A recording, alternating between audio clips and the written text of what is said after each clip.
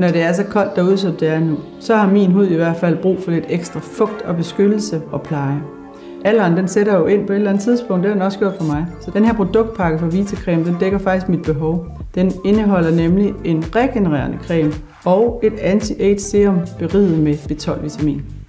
Grunden til, at jeg har valgt lige præcis den her produktpakke, det er, at den går ind og reducerer de fine linjer og rynker, vi har i ansigtet efter alderens tegn. Den har en rigtig gavnlig virkning på dannelsen af kollagenfibre i huden, som jo er rigtig vigtig for vores cellefornyelse og elasticiteten. Og det er jo den, der forsvinder med årene. Det er jo derfor, at vi tit og ofte føler os tørre i huden.